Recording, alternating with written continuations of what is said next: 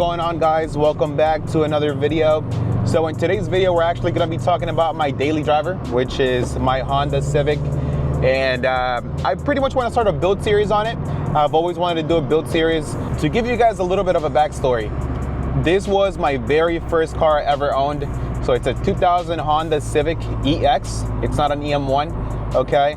So like I said, it was the very first car I bought, like right off high school, got my first job, and I bought this car for a crazy, crazy deal. I owned it for about a year or two, and then one of my friends came up to me and he was like, yo, like, I really like the car. Are you willing to sell it? And at the time, I didn't really want to sell the car at all, but the offer that he made me was an offer that I really couldn't pass up on, or at least I thought I really couldn't pass up on. So I said, hey, if you come look at it and you give me what I want, you can take it. So that's exactly what happened. He came to look at the car, and then, he really liked it, gave me what I wanted, took the car with him. After a few months, I regretted selling the car so much, because I don't know.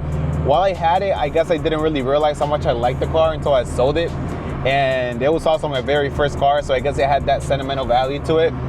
So, sold the car, and then about 3 years later, which is actually a few months ago actually, I was looking through Facebook and I randomly came across a black Honda Civic exactly like mine. So I said, oh, okay. So I clicked on the ad and I'm looking through the pictures, right? And as I'm looking through the pictures, I realized it's exactly my car, like exactly the car I own. So I was like, no way.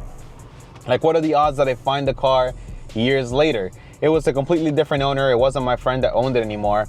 And, the car looked in really good condition. And I texted the guy. We came to an agreement on a really good deal in the car. Went to go look at it. And yeah, when I saw it, like I said, it was exactly the car I owned. That was my very first car. And so, as I said, I really missed the car and regretted selling it a lot. So to me, it kind of felt like a sign that I had to buy it back. So that's exactly what I did. I bought the car back, and now here I am back again in my very, very first car.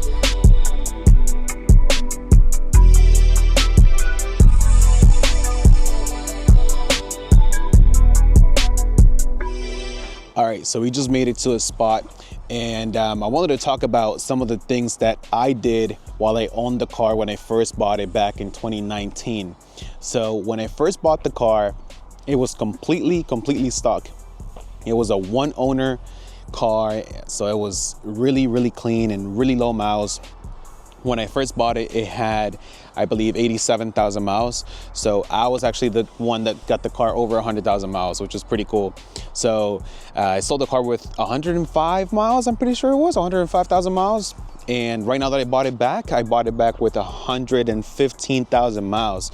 So it wasn't too bad. That's one of the main reasons why I decided to jump into buying the car again, because, most people that buy Hondas just completely ruin them and destroy them. But thankfully and luckily, this car was still in really, really good condition. So that's one of the main reasons why I said, hey, it's still worth it. I'm gonna jump back in the car and just buy it. As you guys know, the EXs don't come with these wheels.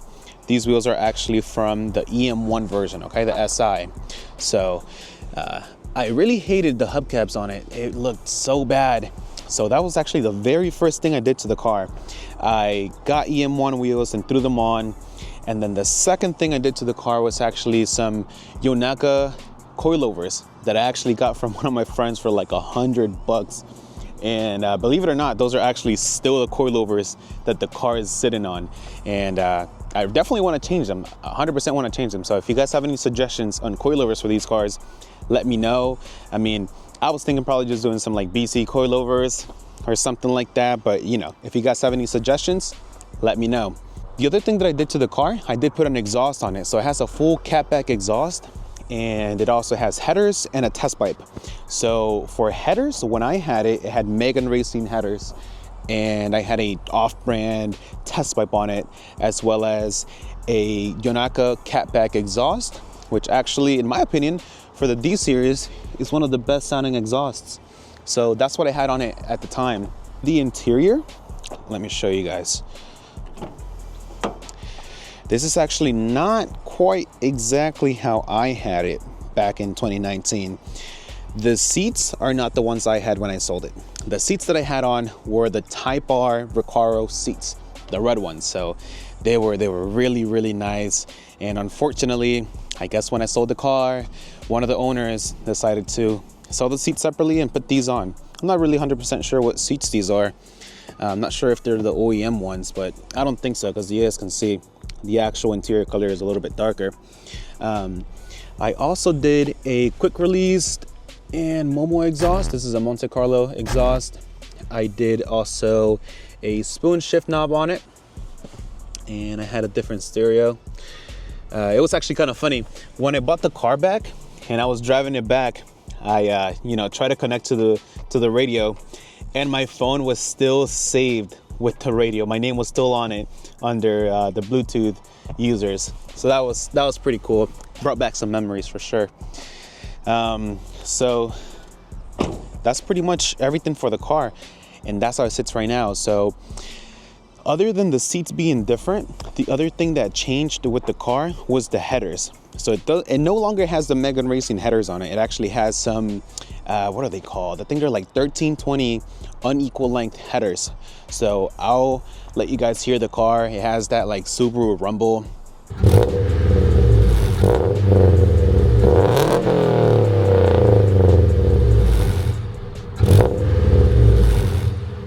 For the motor, it does have the stock D16 engine on it, okay? So it's not the prettiest looking in here, but of course, throughout the series, we're definitely gonna work on this engine bay, because I would like to make it look a little bit nicer at least, okay? So when I had the car, it didn't have this intake on it.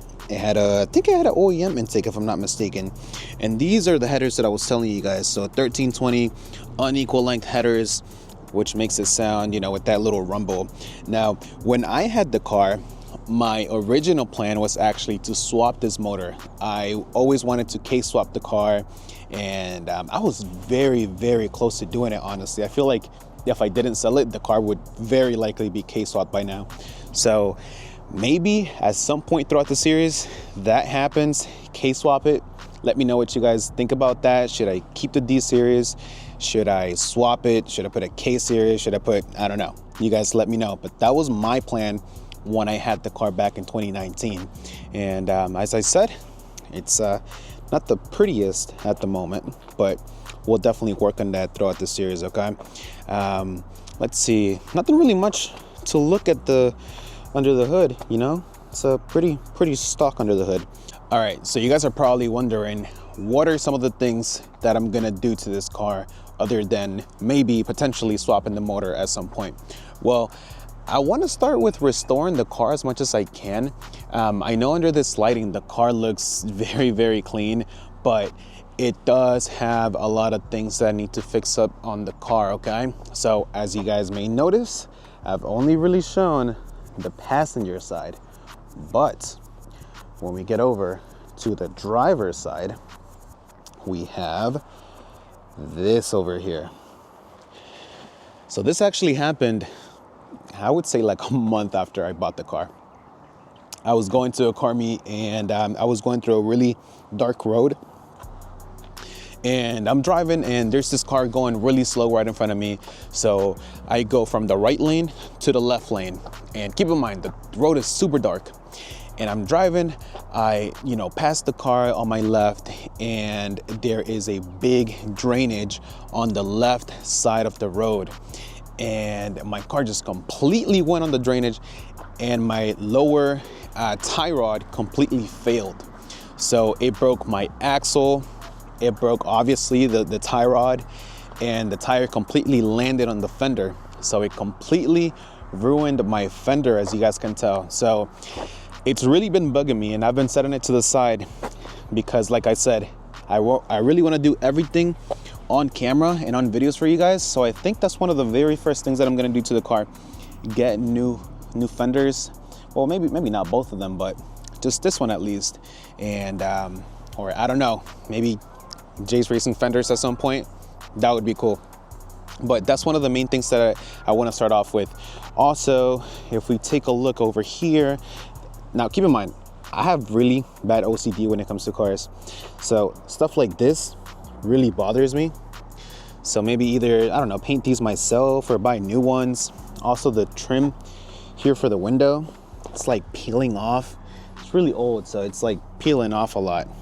Now, as I said, the car under this lighting looks almost like if it's perfect, but as I said, it's not.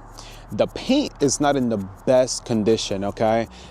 You can really tell on the front bumper a little bit. It has a little bit of scuffs, has a scuff right here, and it has a little bit of damage on the front.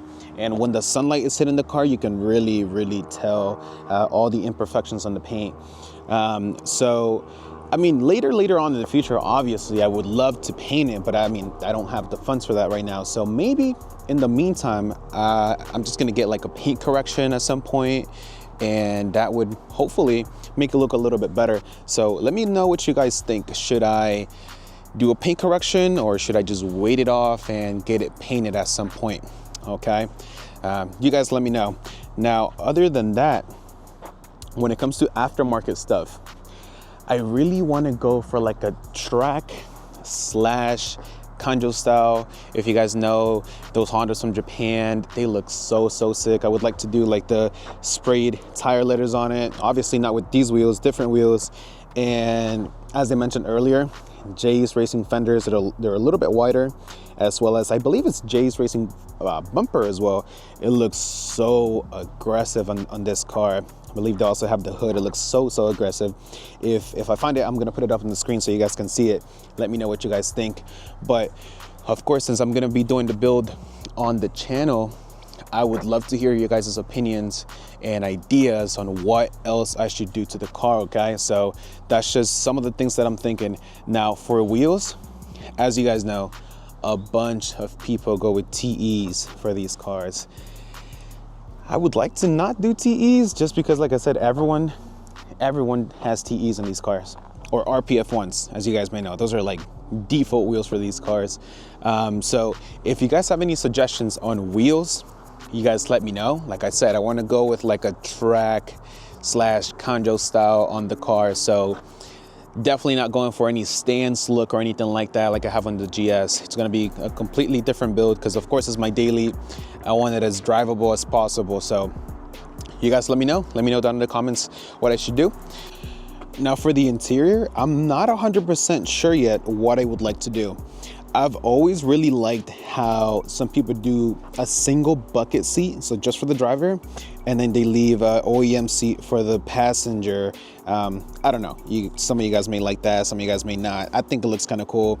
I don't know if I want to do the same OEM Type R red Recaros, just because, as you guys know, the prices for those now are insanely expensive. I've seen them go for like $2,500, $3,000. And I'll be honest, when I had the car and I bought those seats for like $800, and they were in near damn perfect condition.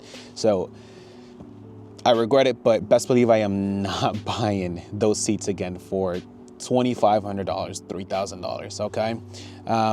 Now, when it comes to steering wheel, I love this steering wheel. I doubt I'll be changing it, but yeah, like I said, it's a Monte Carlo steering wheel. Gauge, probably just leave the OEM one.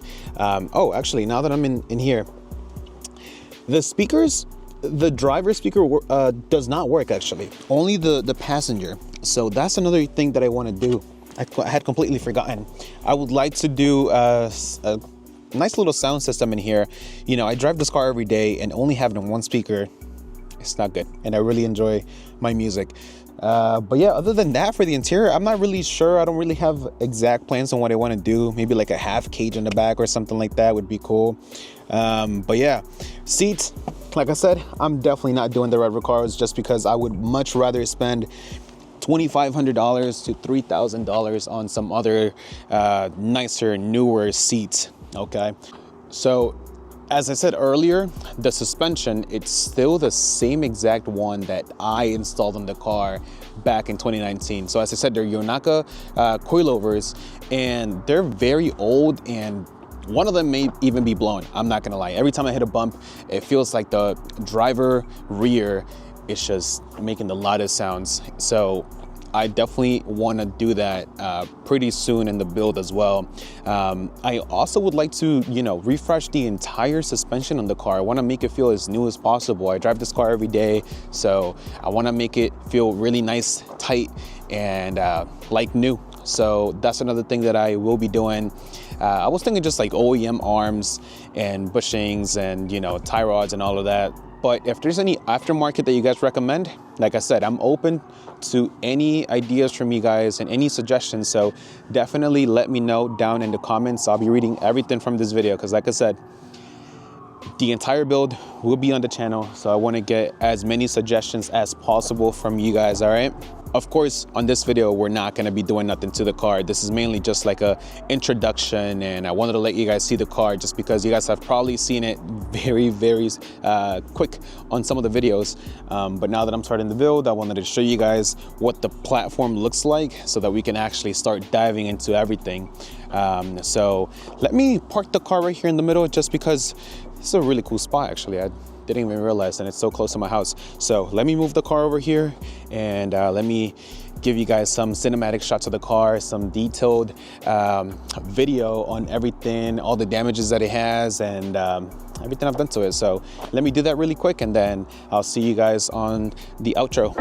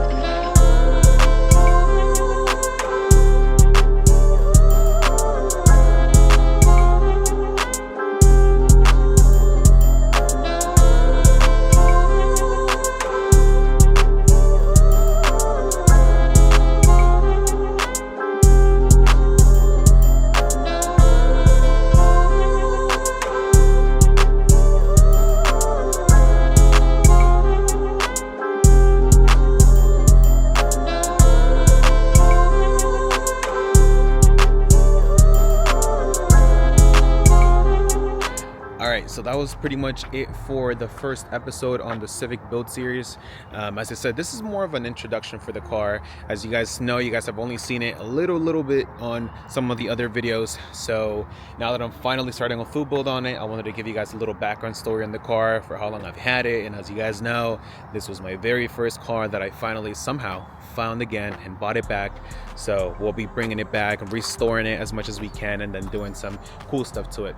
So as I said, this is going to be a build for the channel, so you guys let me know all of your ideas and suggestions, and I'll be looking at all of that. Now, another update, not for the Civic but for the GS300. I tried putting new tires on my rear wheels and it went terrible.